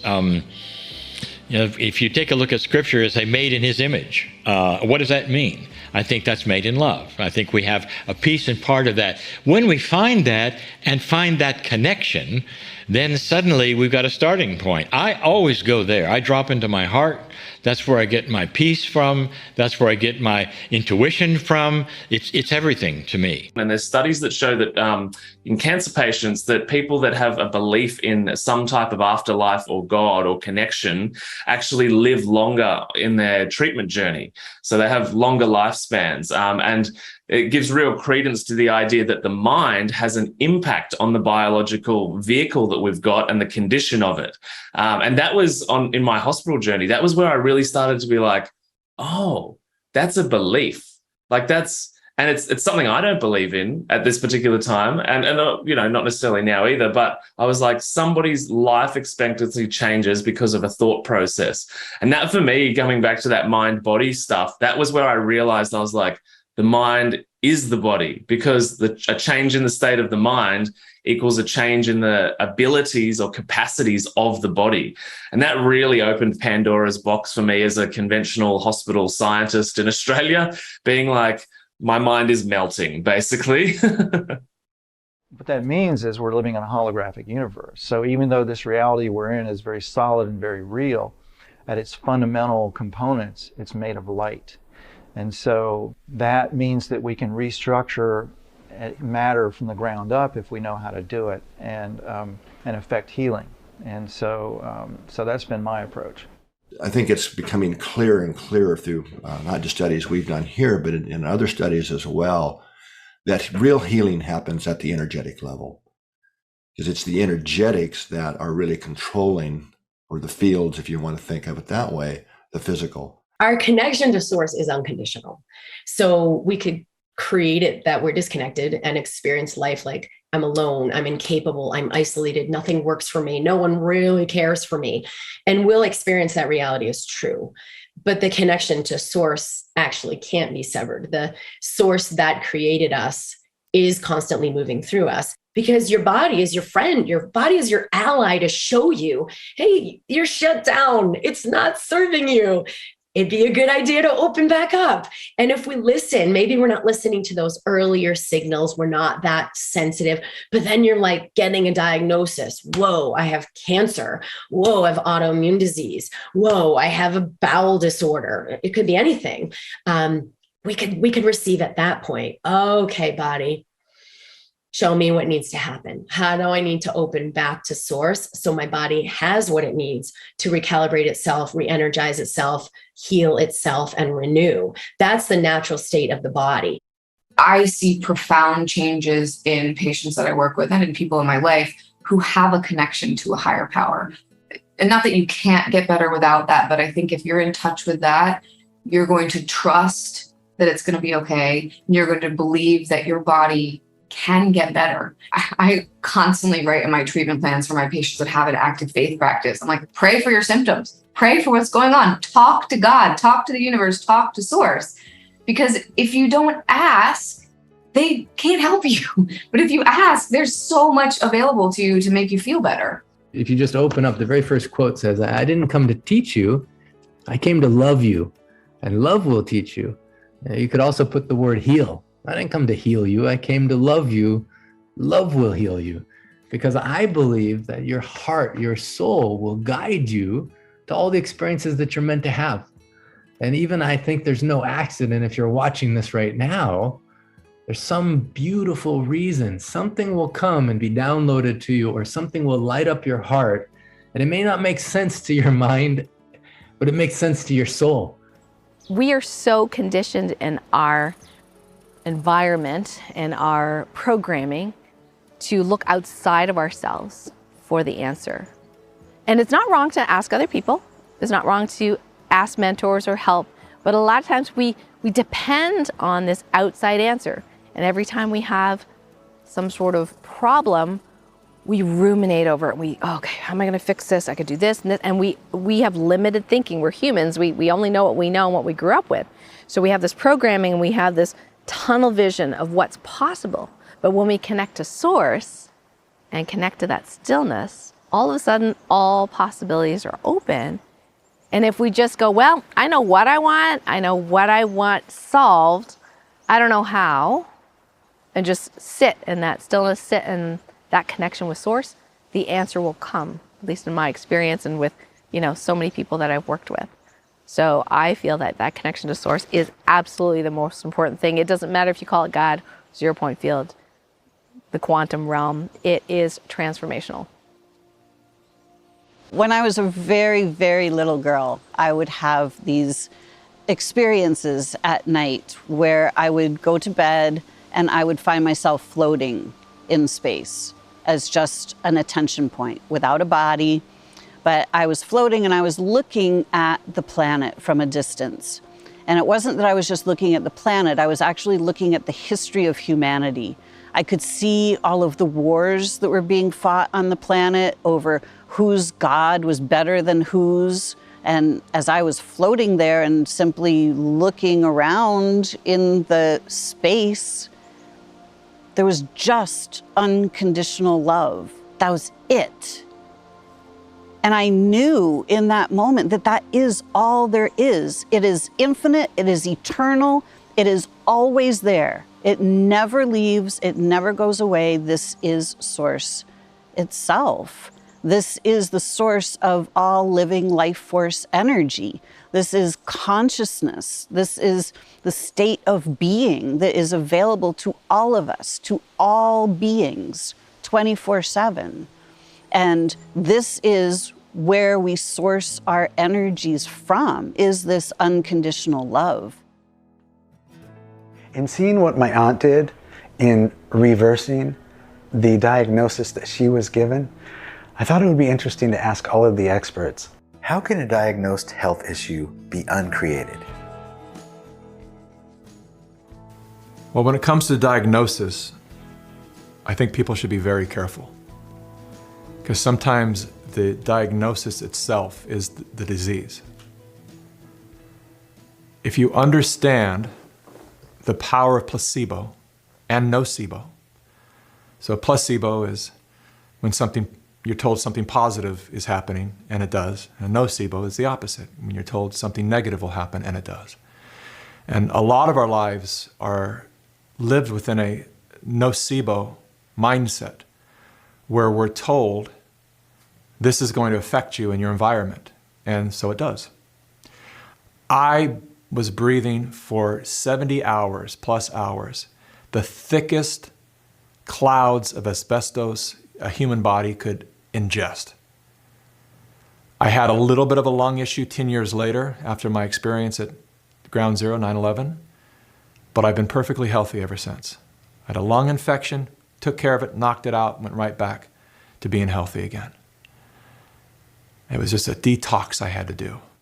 If we have a diagnosis, which means generally you've gone to a doctor who's given a formal diagnosis, which they've done testing and poking and prodding and this sort of thing. The first thing is to ensure you haven't attached yourself to the diagnosis. I'll see this language a lot. Well, my arthritis or my cancer or my so-and-so. That would be the first thing to just check in your mind. Are you doing that? Did you take the diagnosis very seriously? Meaning doom and gloom sort of thinking. And because we must be careful, just in German New Medicine alone, they talk about the diagnosis itself creating a cascade to cause the very thing that they've been told they had. That's the power of our minds. It's called the nocebo effect. We must be aware to not employ the nocebo effect when we're given a diagnosis from a doctor. Just so happens that I currently identify as a medical doctor. I think it's very helpful to self-identify with what we are rather than identifying with what we're not. What we're not is the diagnosis. That's the thing that we have. It's not us. But self-identifying as what we are, one miraculous droplet that comes from the infinite ocean of consciousness, that seems a little more true and a little more empowering about who we really are. And when we accept that as our reality, I think we become much more open to all possibilities rather than being closed down to the limitations of one possibility, the diagnosis, which happens when we self-identify as what the diagnosis is. I'm not a doctor anymore. I identify as a comedian. If you're diagnosed with some kind of a disease process, the first thing to realize is that the power that created your body can also heal your body. Any diagnosis, I believe, is here to wake you up to a truer essence of what you are. And maybe in some circumstances, not all, I'm not a doctor, I have to say that. But in some circumstances, those diagnoses can be uncreated. The power that made the body is what heals the body. And our power is our own state of consciousness and our own awareness of how our psychology affects our physiology. So taking command of that is essential if we want to master the wellness factor we have within. We have an extraordinary capacity to bring wellness and healing to our body with the touch of the heart. Every disease really that you're diagnosed with is really a symptom. It's just a symptom of other things really that are going on in the body. Remember that every disease has an emotional component. And if you don't address that, then you might do everything else right, but that disease may get the better of you. When we bring peace to our moment, which is just, I'm willing to feel what I'm feeling now. I'm feeling fill in the blank, and I choose to love myself fully. I choose to just let myself breathe this instead of resisting it. Even just that little shift begins to open the space that massive, massive change can now come through. Because instead of holding that space of resistance, which so many people are doing with, we got to fight cancer, we got to fight diabetes, we're trying to fight everything, but you don't realize like the fight is the actual problem. It generates massive amounts of inflammation in the body, and it like puts all three nervous systems on overload, overdrive, and sending off all those stress signals that have been shown to be the primary physiology that underlies every major disease most people are dying from. Anyone who's in this field will tell you that they've seen miracle after miracle after miracle in patients that have the mindset, basically a miracle mindset. And if you have that, and if you have love and you have faith, your body is capable of anything, whether that's going in a negative direction towards illness or going in a positive direction towards wellness. It's going to require a little bit of research, perhaps, or listening to this documentary, perhaps, to know, number one, it's possible. We got to rethink these things, especially when you get those kinds of diagnoses and realize what's going on in your body. We have so much control over our own chemistry. I believe in more general diagnosis. I saw this with my mother-in-law, who had supposedly end-stage breast cancer. Her general practitioner, when he discovered this very late on, where her breast essentially was like raw meat, told us we ought to get her affairs in order. She was too late for any of the conventional treatments, so we brought her to an integrative practitioner who had healed many, many cancer patients. I mean, he didn't lose many. And he examined her when I was in his office with her. And he looked at this breast, which had caused her GP to recoil. And he just shrugged his shoulders and said, we can handle that. And I knew that at that moment, she was going to reverse her cancer. And she went on and did. Within about 6 weeks, her cancer was gone. He changed her diet. He gave her intravenous vitamin C and a few other things, and that was it. No chemo, no radiation, but a change of mindset. Instead of, you only have a few months here, he said, we can handle it. And that was the thing. That hope was the thing that saved her life. And she lived for many more years after that. We look at the symptoms and we go, well, what's a drug or therapy that matches that symptom? And we give that. And we kind of like do a cursory, eat well and exercise, right? And that's about it. And I have to say most of my medical colleagues do eat well and they do exercise, but that's about it. We don't really teach people how to treat their bodies well and to honor their body temple. Now, in the second level is where we have a lot of our wonderful functional medicine practitioners, our naturopaths, our homeopaths. So they get that there is a connection beyond just the physical. So they address the mental and the emotional much of the time, and nutrition and some of the things that are considered, which is really funny, alternative in that first level. Right? In that first level, you'd be injecting stuff into you, you'd be popping pills, you'd be covering your face, things like that, because you're afraid of germs, or whatever is going on. And I honor people in that space. It is okay to be in that space. On that second level, we go, wow, the body can heal itself. How do we amplify that natural tendency for the body to heal itself? So that may mean environmental mitigation, decreased EMF for some people, better nutrition, maybe some supplements that are appropriate for that person, learning sleep hygiene, learning to address, I have a trauma from my childhood that I'm very negative about. I really need to release that. Not stuffing our emotions, but actually healing them. And then on that third level of medicine, that's where I play. I call it light medicine. We are now looking at the subtle energetics. So beyond emotional, mental, physical, we're looking at the energetic, spiritual, and dimensional levels. The thought, you have stage 4 lung cancer and you're gonna die, electrical shock, and then whoosh, the fear. All of a sudden, bam, now you just gained about 40 1,000 pounds of density of, oh my gosh, this is really serious. So until you can change, neutralize that electromagnetic shock, you're stuck with it, which is really, really unfortunate because we're not taught about energy. So we're not taught how to neutralize the story.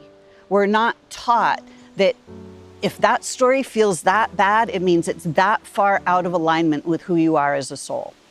So it's really, really difficult until we start to understand how our bodies actually function, which we've never been told the truth about our bodies. Until we understand how the energy and the physicality work together, how our emotions connect to our bodies. Until we understand that connection, we're going to continue to suffer needlessly. We're going to continue to suffer through our own healing process and block the healing process with pills and radiation and chemotherapy and all kinds of things that are not necessary in the body when we start to understand that the body heals itself every single time. Let's say you've received a diagnosis and you want to explore healing yourself. What are the first steps towards reversing a diagnosis? The first step to reversing a diagnosis is to quickly enter a certain place of acceptance. Now, this is in my opinion.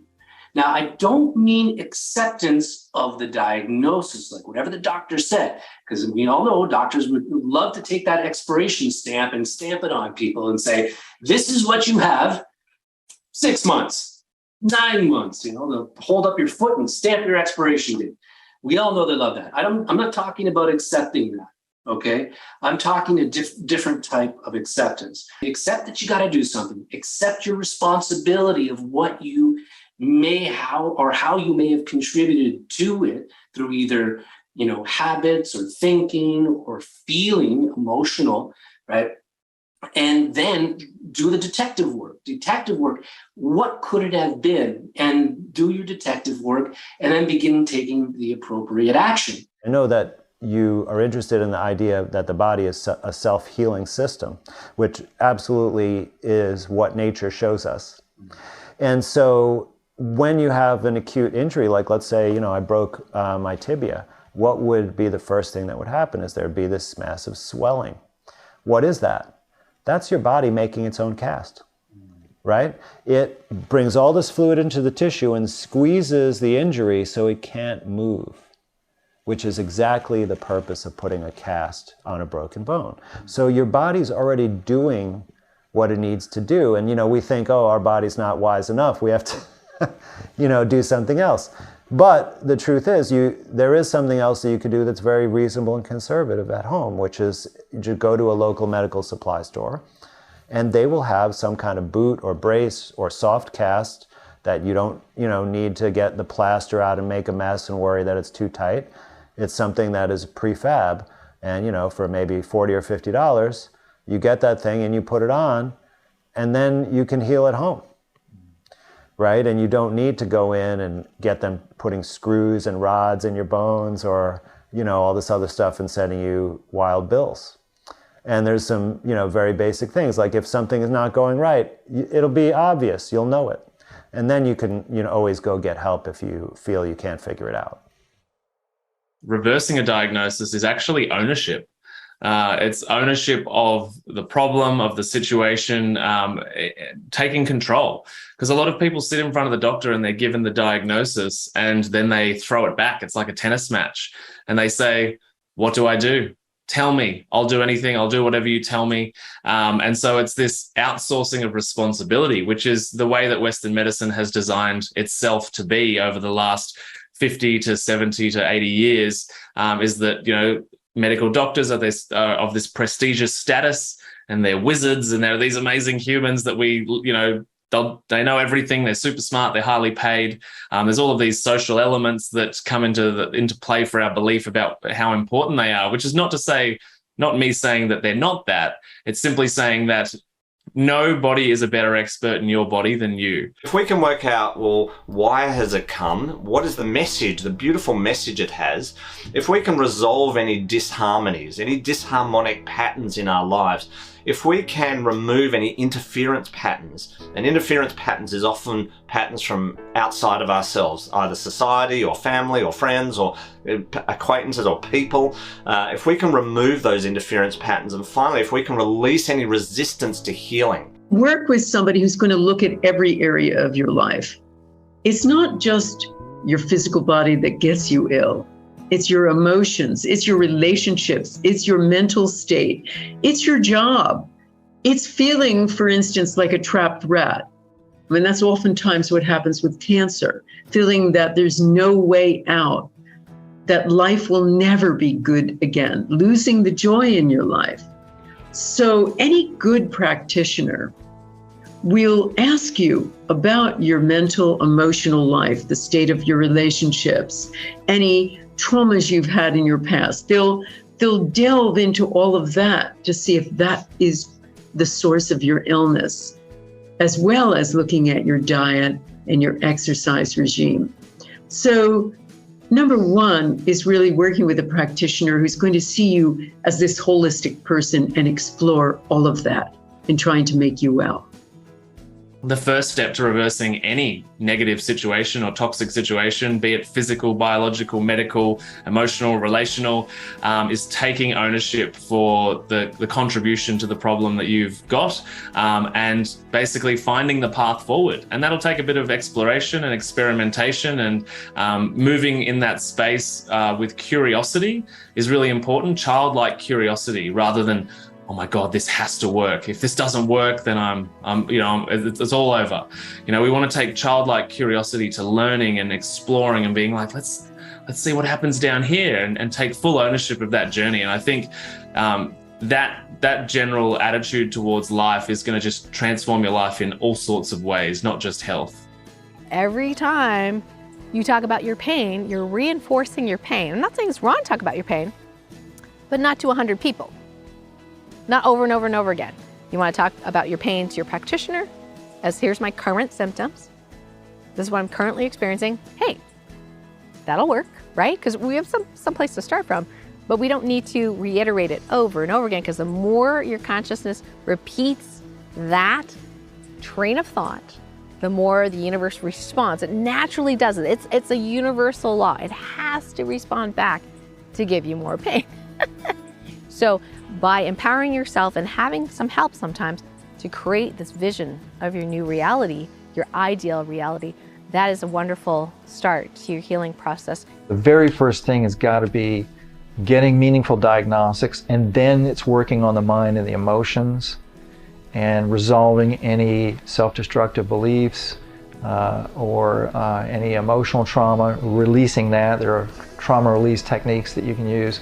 And then it's doing the physical work, detoxification, getting dense nutrients into the body, and healing. It depends on the nature of the health issue, of course.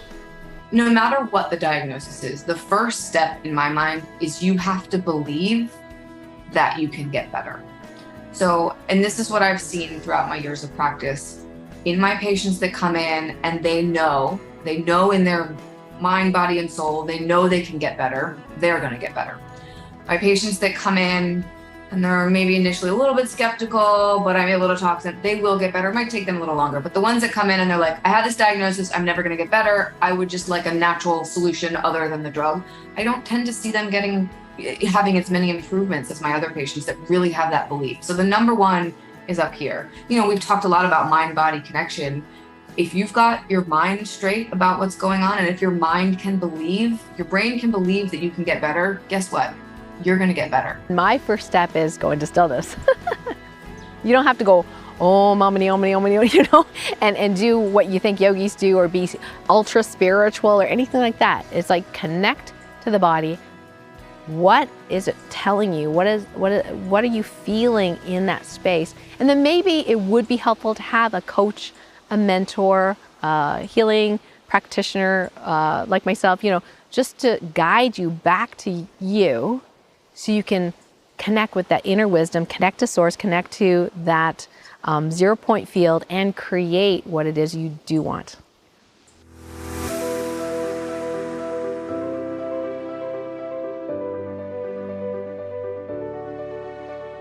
We're non-physical beings, and as such, we are here embodying our beliefs. We're bringing our ideas, our thoughts to life. So everything that we believe about our bodies comes to pass.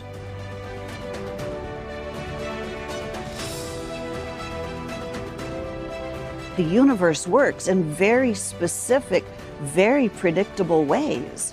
It's not random, it's not haphazard, it doesn't work one way for you and a different way for me. And our bodies are designed to work consistently across the board. There's a great power in making a choice. If you want to live in peace and harmony with your light fully turned back on, all you have to do is make the choice. Once you make that choice, all the parts and pieces start to show up. The universe literally will reconfigure itself to match your choice.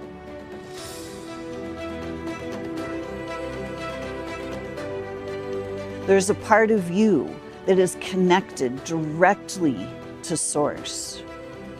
There's a part of you that knows the answer to every question before the question is even asked. So there's a part of you that knows exactly what to do to bring yourself back into balance.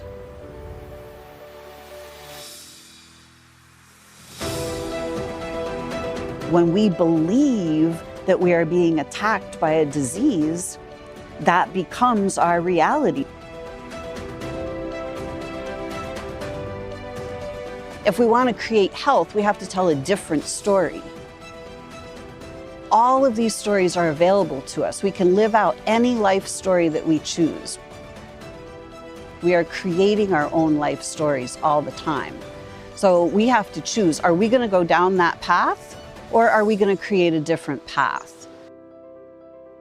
We're not here to create somebody else's story of what's wrong with us. We're here to create our own story. So knowing what our own story is really the key to overcoming all of that.